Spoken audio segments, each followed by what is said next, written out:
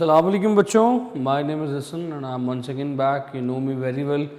हमारा साथ पिछले सवा एक डेढ़ महीने से चल रहा है। हमने तकरीबन 2 से 2.5 चैप्टर्स कर लिए हैं। We are on chapter number 4 right now. Chapter number 4 भी बिल्कुल अख्ताम के करीब है। मोर देन 50% हम लोग कर चुके हैं। बताया था कि इस चैप्टर के 2 हिस्से हैं, एक वर्क पे मुश्तमिल है और एक एनर्जी पे मुश्तमिल है। वर्क वाला part we have done it.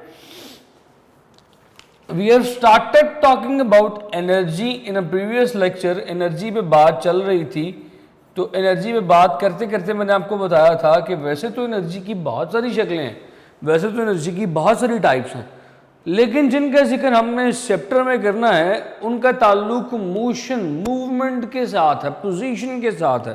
So those energies are called as, जिनके 2 नाम हमने डिस्कस किए थे कि हम सिर्फ 2 को डिस्कस करेंगे। One of them was potential energy, एक का नाम पोटेंशियल एनर्जी था जिसका ताल्लुक पोजीशन से है, दूसरी का काइनेटिक एनर्जी था।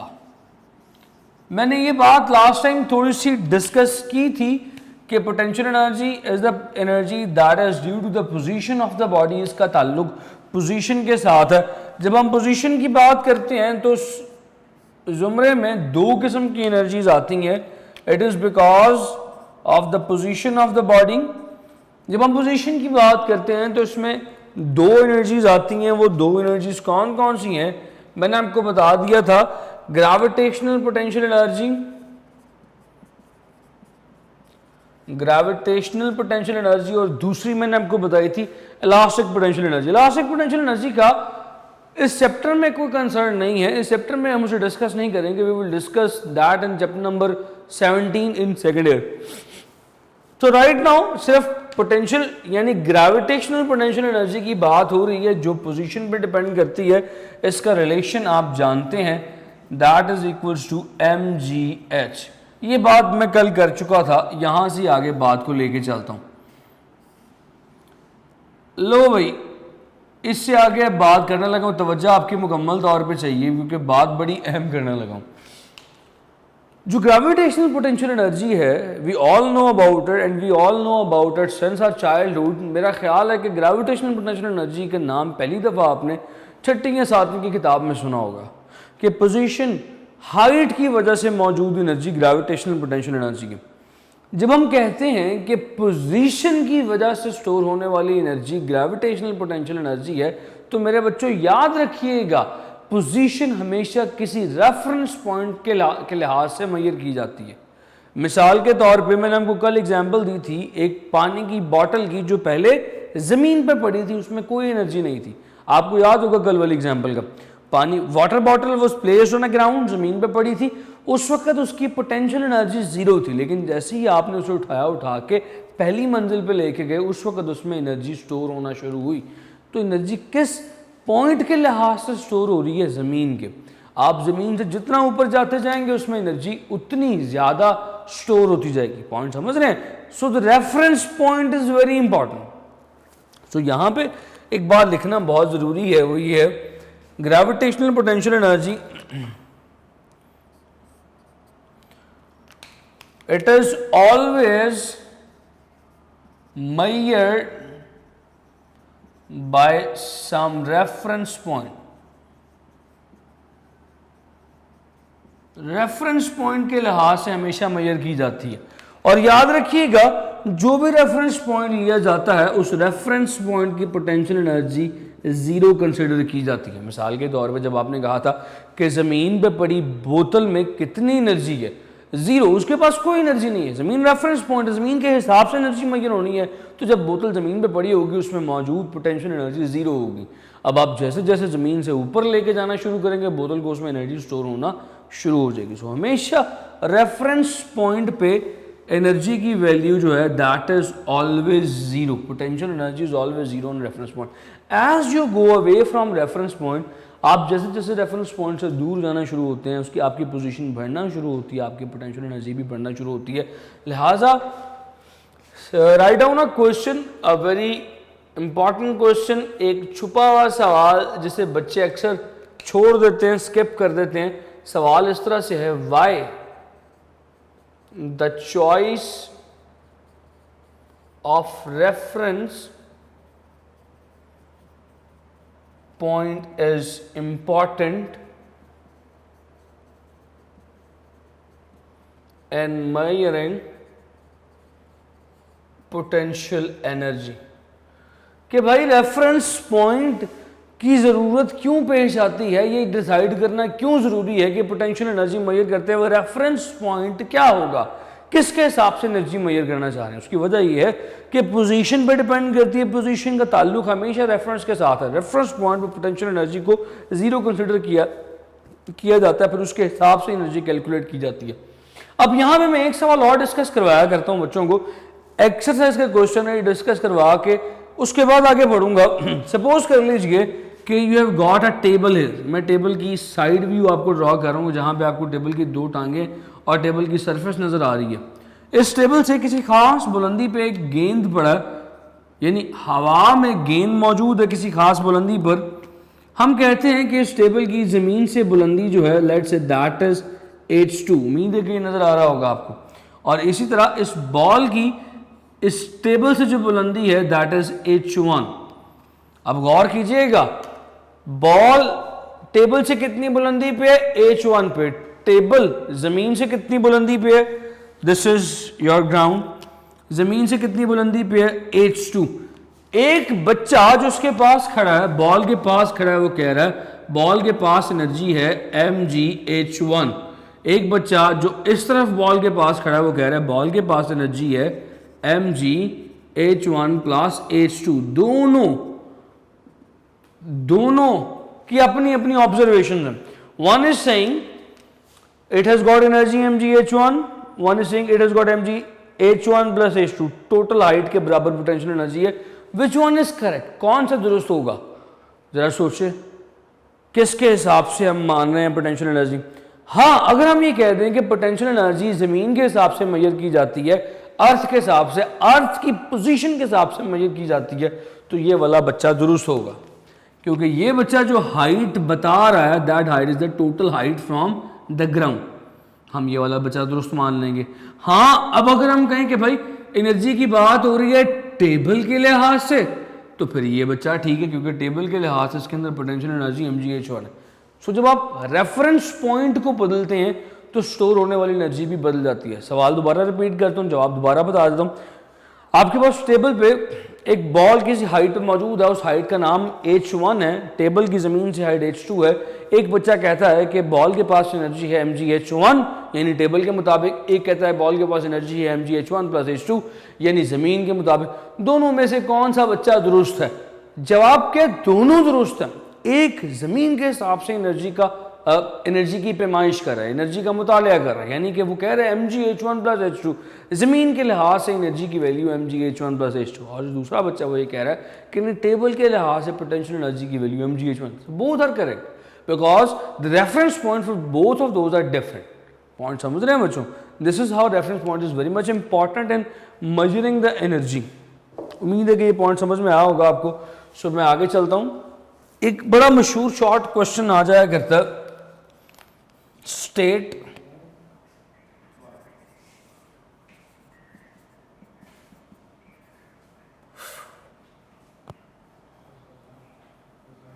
ये तो करीम ही बन जाती है।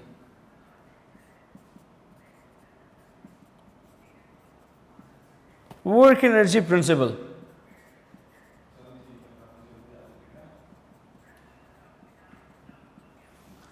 वर्क सवाल कुछ इस तरह से आता है, state and derive work energy principal, कि वर्क एनर्जी प्रिंसिपल को बयान भी करें और साबित भी करें कि भाई बताएं वर्क एनर्जी प्रिंसिपल है क्या चीज़, और जो है उसको वो साबित भी करके दिखाएं। लो, नीचे वाली लाइन सही करनी थी, वो ऊपर वाली मिट गई। तो साबित भी करें और बताएं भी वर्क एनर्जी प्रिंसिपल क्या।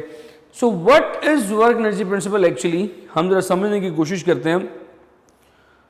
पहले मैं आपको वर्क एनर्जी प्रिंसिपल समझाता हूं। ये कानून, वर्क एनर्जी प्रिंसिपल, प्रिंसिपल बोले तो कानून, वर्क और एनर्जी का कानून, वर्क और एनर्जी का रिलेशन क्या है, इसे जरा समझ लेते हैं, उसके बाद इसे साबित भी करवा दूंगा।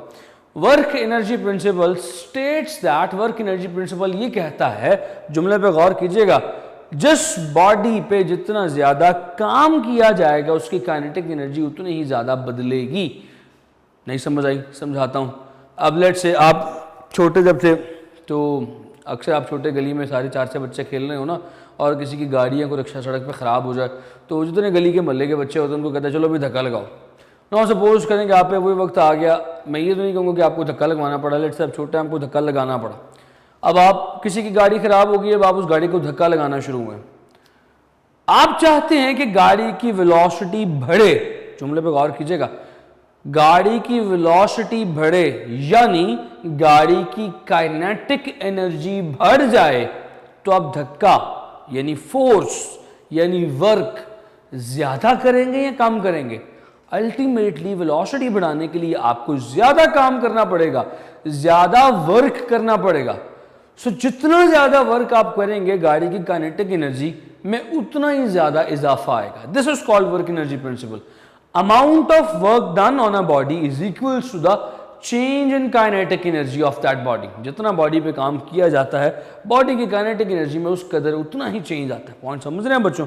So let's prove that. पहले तो लिख दें ये है क्या, हमने करना क्या है। We are going to prove that work done on a body is equal to the change in kinetic energy of that body. This is the work energy principle. इस काले रंग के रंग से लिखे हुए जुमले को वर्क एनर्जी प्रिंसिपल कहते हैं। Now we know that, now we all of know that the third equation of motion is 2as is equals to vf का स्क्वायर माइनस vi का square.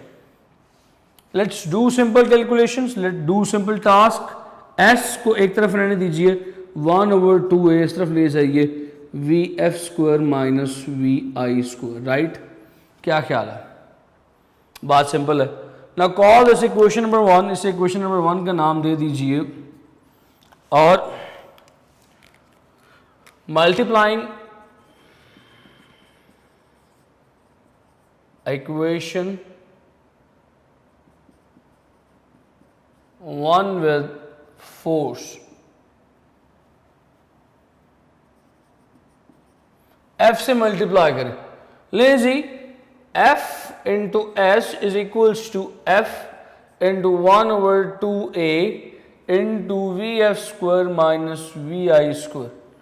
So F into S, what is F into S? F को S से multiply करें, force को displacement में multiply करें, you will get work. Force को displacement से मल्टीप्लाई किया, W आ गया। फोर्स होती क्या है? ma, 1/2a Vf का स्क्वायर माइनस Vi का स्क्वायर, एक वे से काट दीजिए, W is equal to 1/2m Vf का स्क्वायर माइनस Vi का स्क्वायर। अब यहाँ पे भी आपको जवाब समझ आ जाना चाहिए, लेकिन जिन बच्चों को समझ नहीं आया उनके लिए एक स्टेप मजीद कर देता हूँ। W is equal to 1/2m को अंदर मल्टीप्लाई करना है, 1/2m Vf square minus 1/2m Vi square. So this will finally become W is equals to change in kinetic energy. So this is work energy principle. We have proved it. हमने इसे साबित कर दिया। क्या ख्याल है? Is there any problem up till here? Work energy principle बड़ा मशहूर है ज़माना, अल मशहूर शॉर्ट क्वेश्चन, बड़ा मशहूर शॉर्ट क्वेश्चन है। इसकी डेरिवेशन यही सवाल जो मैंने आपको बताया कि state and prove work energy principal बड़े शौक से पूछा जाता है और आपने शौक से ही बताना है, इंग्लिश वाले शौक नहीं, उर्दू वाले शौक से, खुशी से। So I am gonna remove it. उम्मीद है लिख लिया होगा, आप सिर्फ बुत बन के नहीं बैठे होंगे, हाथ बांध के नहीं सुन रहे होंगे, हाथों में पेंसिलें, सामने कॉपियाँ रख के, किताबें रख के बैठते हैं सुनने के लिए ताकि नोट कर लें। प्लीज़ ये मत कहिएगा सर ये किताब में भी लिखा है, किताब में तो सारा कुछ लिखा है, then why you are listening. किताब में लिखा काफ़ी नहीं है, आपके हाथ से हुई हुई प्रैक्टिस काफ़ी है। When you will solve every step at least you know कि आपने किस स्टेप में क्या किया था। ठीक है, तो आपके हाथ से सॉल्व करवाने का मकसद ये है कि आपकी उस मेथड से, उस प्रोसीजर से फेमिलियरिटी डेवलप हो जाए। So we have got 20 minutes now and we are going to solve a mega topic here, absolute potential energy. कोशिश करते हैं कि जितना इस लेक्चर में हम कर लें काफ़ी है, बाकी फिर इंशाअल्लाह नेक्स्ट लेक्चर में करने की कोशिश करेंगे, नेक्स्ट लेक्चर में उसे लेके चलेंगे आगे।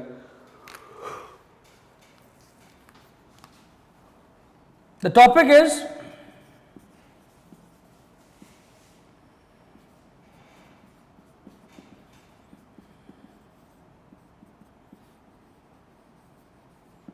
Absolute potential energy.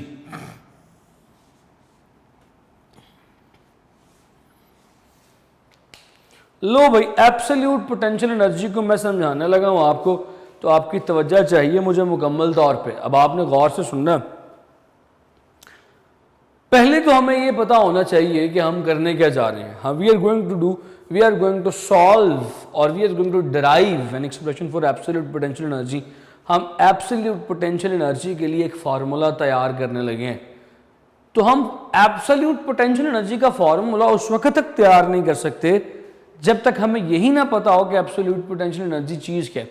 ये मैं आपको एक तरीका बता रहा हूँ कि किसी भी चीज़ को आपने सॉल्व कैसे करना है, किसी भी चीज़ के ऊपर आपने काम कैसे शुरू करना है।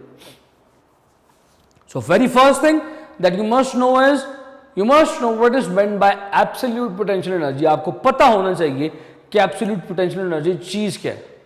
You are getting my point? So let's start, let's do that. बात शुरू करते हैं अपनी। इस टॉपिक के नाम में जो कि एब्सोल्यूट पोटेंशियल एनर्जी है, इतना हिस्सा यानी पोटेंशियल एनर्जी, इससे तो आप ऑलरेडी वाकिफ हैं। You know what is meant by potential energy? The position, the energy of the body due to its position is called as absolute potential energy. ऐसे ही है, तो this is what you already no.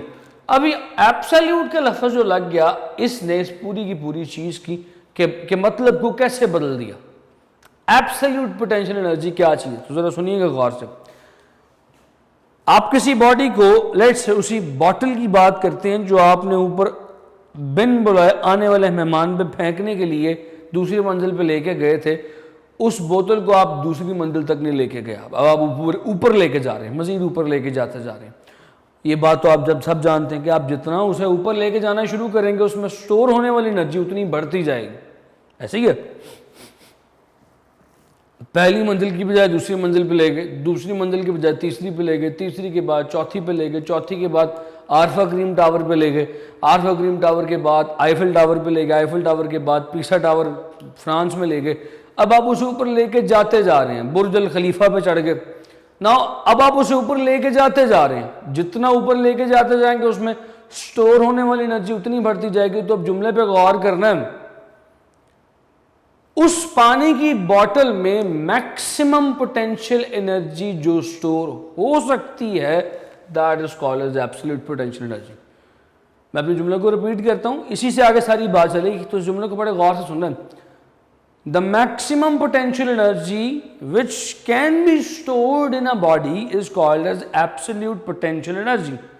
सो ये बात तो हमें समझ में आ गई कि मैक्सिमम बोले तो जिससे ज्यादा एनर्जी स्टोर ना हो सके, आपने उस बॉटल को इतनी हाइट तक लेके जाना है कि उसमें मजीद पोटेंशियल एनर्जी स्टोर होने की ताकत ना रहे। इसका मतलब अगर आपने मैक्सिमम पोटेंशियल एनर्जी स्टोर करवानी है तो उस बॉटल को मैक्सिमम हाइट तक लेके जाना पड़ेगा। मैक्सिमम हाइट कितनी होनी चाहिए? कोई वैल्यू, कोई नंबर? नो, मैक्सिमम बोले तो इन्फिनिटी। आपने उस बॉटल को उठा के इन्फिनिटी पे लेके जाना है। उस वक्त उस बॉटल में जो एनर्जी स्टोर होगी, that is called as its absolute potential energy. So इसको डिफाइन करने के दो तरीके, इन दोनों मैंने आपको बता दिए। पहला तरीका मैंने आपको बताया, पहला तरीका क्या बताया? The maximum energy stored in a body is called as absolute potential energy. और दूसरा तरीका मैंने आपको क्या बताया? दूसरा तरीका मैंने आपको बताया the amount of work done in bringing a body from one point two infinity. Body को एक पॉइंट से उठा के इंफिनिटी तक लेके जाने के लिए जो काम करना पड़ेगा, that will be called as absolute potential energy. So definition लिखवाने की जरूरत नहीं है, मैंने आपको बता दी क्या है। अब आए जरा इस काम पे, दोनों डेफिनेशन बता दी, किताब में लिखी हुई है। नहीं समझ आई तो रिवाइंड करके आपने देखनी है वीडियो, डेफिनेशन लिख लेनी है। First step is, the very first step is you need to write the definition. अच्छा यार, ये भी जिस तरह से अटेम्प्ट करवा रहा हूँ, जो हेडिंग्स बनवा रहा हूँ, उसी तरह से उन्हीं हेडिंग्स की बुनियाद पे आपने अटेम्प्ट करना है। सो जब आपने कह दिया कि जब आप बॉडी को एक पॉइंट से उठा के इन्फिनिटी तक लेके जाएंगे, उस इन्फिनिटी तक लेके जाने में जो काम करना पड़ेगा, वो एब्सोल्यूट पोटेंशियल एनर्जी है। सो आपको ये तो पता चल गया कि आपने चीज को उठा के कहाँ लेके जाना है, कहाँ लेके जाना है, घर नहीं, गायब नहीं कर लेनी चीज, उठा के इन्फिनिटी पे लेके जाना है। मुझे ऐसी बात है कि उठा के हमने उसे घर ले जाना, चीज हमारी होगी, ऐसे नहीं करना, उठा के इन्फिनिटी तक लेके जाना है। Let's say that was the ball here, जिसको आप जिसकी एब्सोल्यूट पोटेंशियल एनर्जी फाइंड करना चाह रहे हैं और उसे उठा के आपने ले गए कहाँ तक, इन्फिनिटी तक। This point is let's say infinity, this point is infinity, right. अच्छा ये वाला काम आपने जो करना है ये एक्सप्लेनेशन में करना है।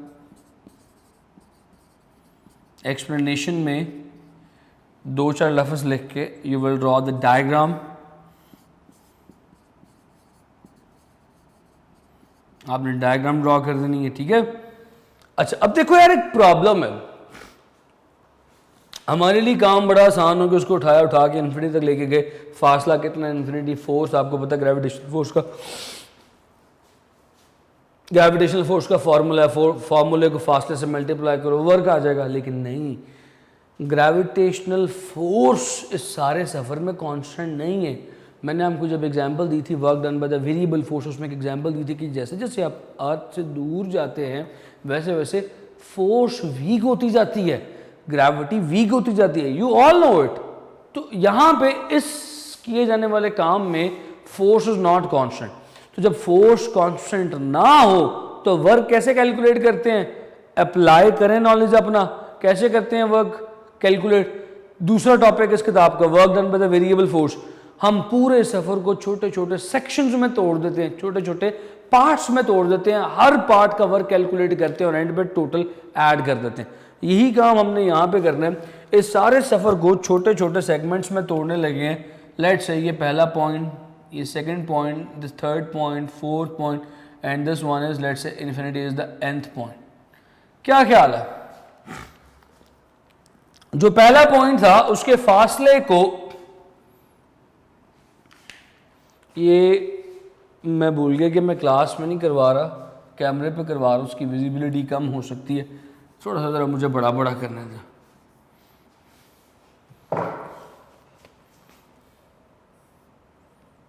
So this is infinity. अब मैं इतने ज़्यादा पॉइंट्स नहीं बनाता। Let's say this is the first point, this is the second point and this is the nth point. 2 point बने, तीसरा n कह दिया, ठीक है जी।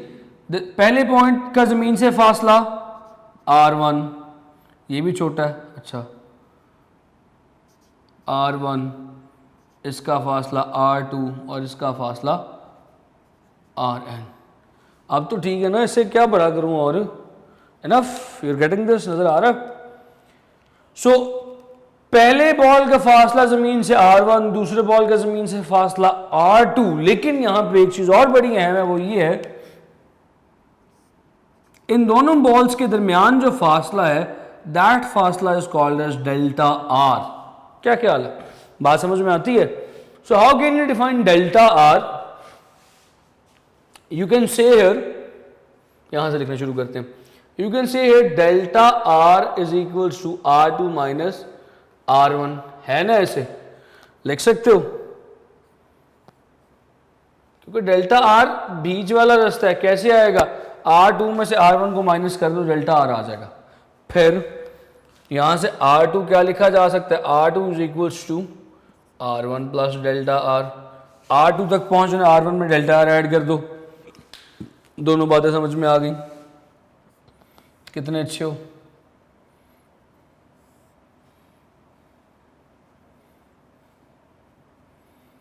Why we are doing this, हम ये सब क्यों कर रहे हैं। Why we are calculating R1, why we are calculating R2, why we are calculating delta R, उसकी रीजन ये है, जरा गौर से सुनिएगा। Let's say there is another point in between R1 and R2, that point is called as R, क्योंकि ये बिल्कुल दरमियान में है, इनके सेंटर में है।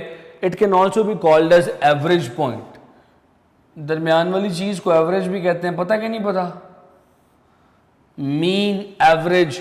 सो R can be written as, R को लिखा जा सकता है R1 plus R2 over 2, since it is in between, दरमियान में, एवरेज के तौर पे लिखा जा सकता। अब मैं यहां पे ही थोड़ी सी अमेंडमेंट और करूंगा, R is equal to R1 plus R2 is R1 plus delta R over 2, brackets खोल दीजिए, R is equals to R1 plus delta R over 2। अभी आपको तमाम सवालों के जवाब मिल जाएंगे। अभी मैंने सवाल किया था ना, मैं ये क्यों कर रहा हूँ, मैं R के पीछे हाथ धो के क्यों पड़ गया हूँ, R1 R2 delta R, why I am doing this, you will get your answer right after, just 1 minute. R is equals to, इन दोनों को ऐड कीजिए, 2R1 plus delta R by 2, R is equals to, fraction खोल दीजिए, 2R1 over 2 plus delta R over 2, काट दीजिए, R की value आ जाएगी R1 plus delta R over 2। इस R को डब्बे में बंद कर लें क्योंकि ये बहुत अहम चीज़ है, कहीं भाग ना जाए। अच्छा ये R, मैं R के पीछे हाथ धो के क्यों पड़ गया हूँ, देखो यार यहाँ पे लिखता हूँ, ऊपर जाने के लिए क्या चीज़ कैलकुलेट करनी है, वर्क, और वर्क क्या है, force multiply by displacement. Force क्या है, gravitational force, G M over R square, यही है। तो भाई फोर्स चाहिए, फोर्स के लिए आर का स्क्वायर चाहिए, आर का स्क्वायर तब तक नहीं आएगा जब तक आर नहीं आएगा, और आर लाने के लिए ये सारी कैलकुलेशन की, ये सारी ड्रामेबाजी की, बात समझ रहे हो। Now you have got R, इसे कहो इक्वेशन नंबर, क्या कहो, equation number 1। Squaring equation 1 on both sides, तो ये क्या हो जाएगा, आर का स्क्वायर, फिर आर उसी तरह लिखो, आर का square R1 plus delta R by 2 का स्क्वायर, ऐसे ही है, दोनों साइड्स पे स्क्वायर ले लेंगे, आर स्क्वायर आ जाएगा, फोर्स आ जाएगी, जब फोर्स आ जाएगी तो मामलात आसान होना शुरू हो जाएंगे। लो भाई मिटाएं फिर, अब we have got 5 more minutes, तो विल ट्राई के मैक्सिमम हो जाए। ये सेट मिटा देते हैं,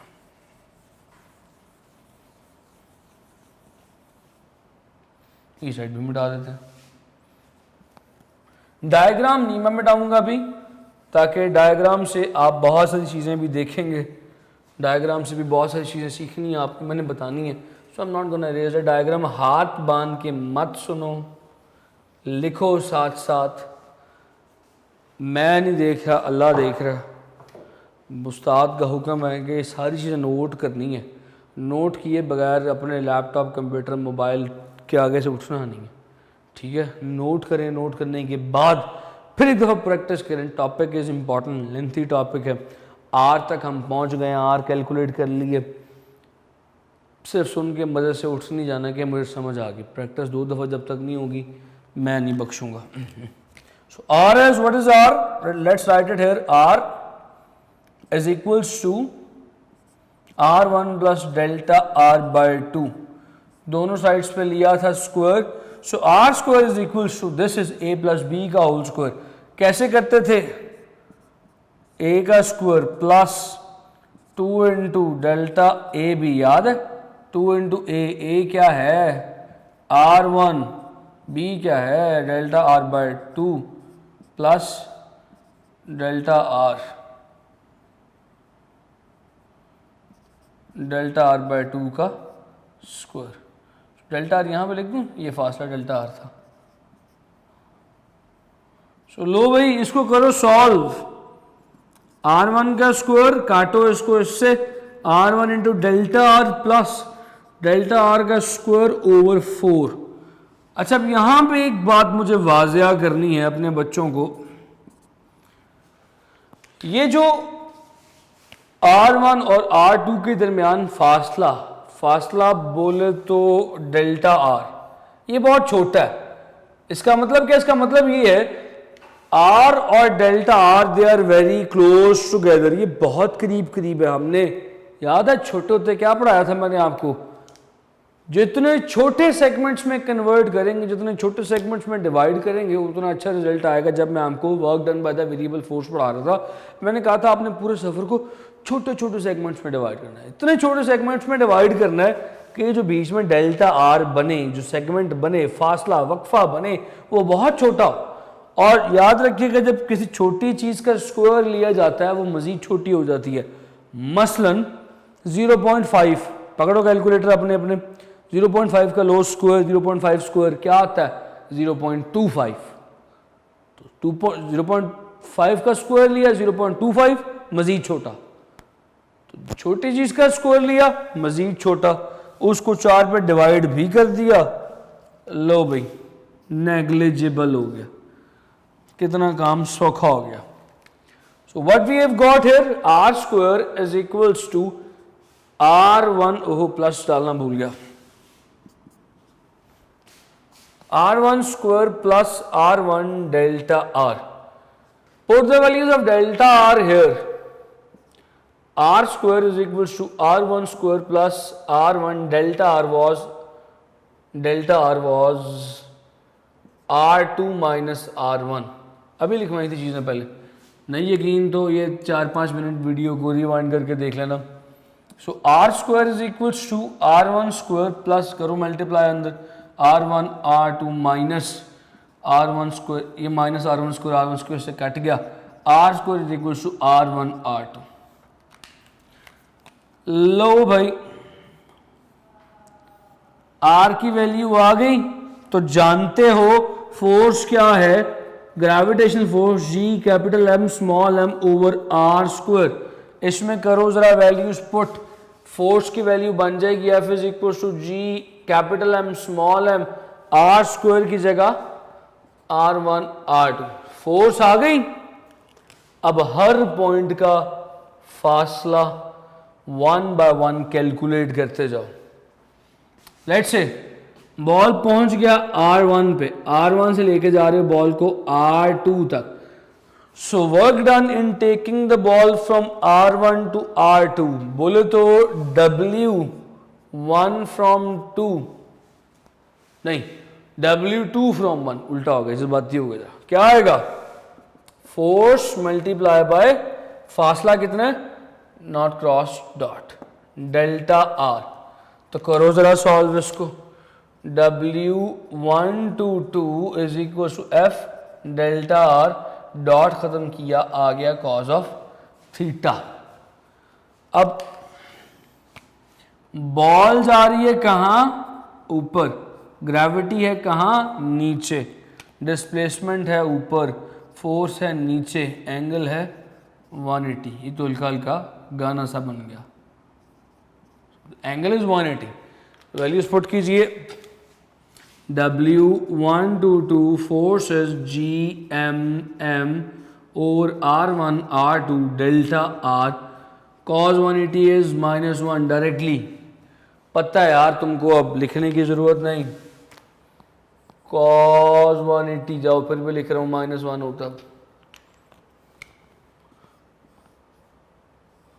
कैसा है फिर, मेरा मतलब समझ आ गई यहां तक। आगे W1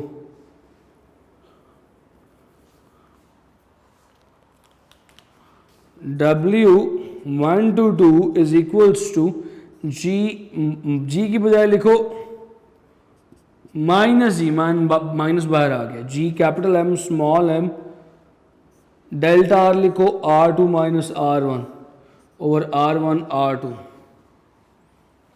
हाँ भाई बात समझ में आती, एक से फिर और कर दूं यहां पे, W1 to 2 is equals to minus GMM R2 over R1 R2 minus R1 over R1 R2, R1 R1 से R2 R2 से। नोट करो, नोट, शाबाश, जल्दी करो, यहां पे करो वीडियो पॉज कर ली, शाबाश, अब नोट करो।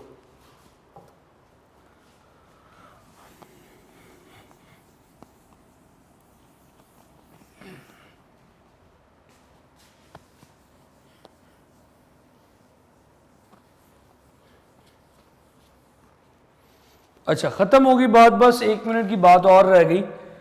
W1 to 2 आ गया minus GMM 1 over R1 minus 1 over R2। इसी तरह W2 से 3 तक जब जाएंगे, W2 to 3 minus G M M into 1/R2 minus 1/R3। इसी तरह n वाले से पहले, n पॉइंट से पहले कौन सा पॉइंट होगा, n-1 का। So W n-1 to n-1 to n is equals to GMM 1/R n-1 minus 1/R n। क्या ख्याल है? अब सबको करना ऐड, इस साइड को ऐड करना है।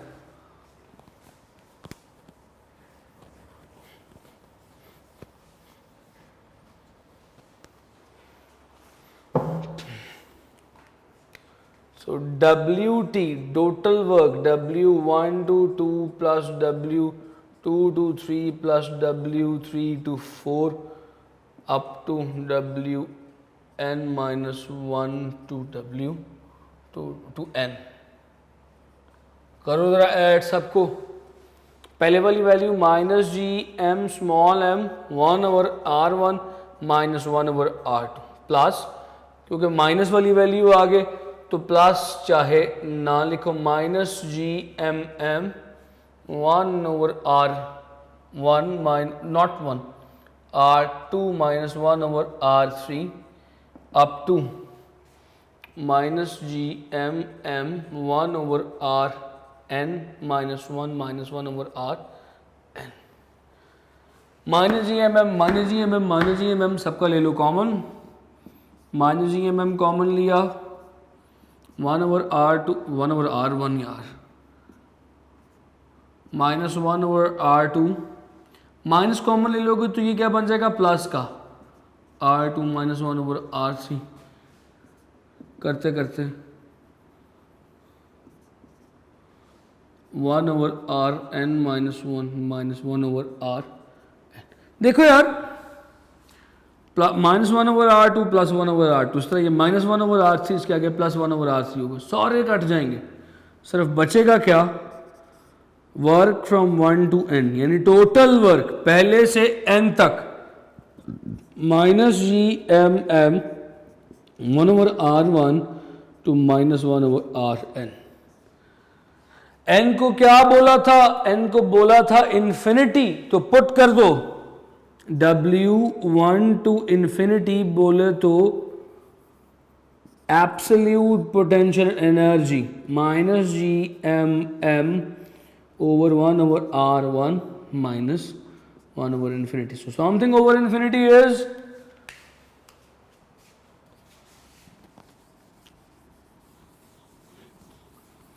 खत्म बस, सब्र का इम्तिहान आपके। सो absolute potential energy is equals to minus GMM 1/R1 minus something over infinity is 0. So absolute potential energy is minus GMM over R1. R1 is very close to R, so absolute potential energy को U से लिखा जाता है minus GM over ये formula आपके पास आ गया absolute potential energy का। इस फार्मूले पे बकाया बात होगी इंशाल्लाह कल। ये सारा कुछ नोट कर लें। यहाँ तक मुझे इजाज़त दीजिए। अपने घर वालों का, अपने प्यारों का ख्याल रखिएगा। बहुत शुक्रिया, उम्मीद है नोट किया होगा, किया ना। ओके, अल्लाह हाफ़िज़।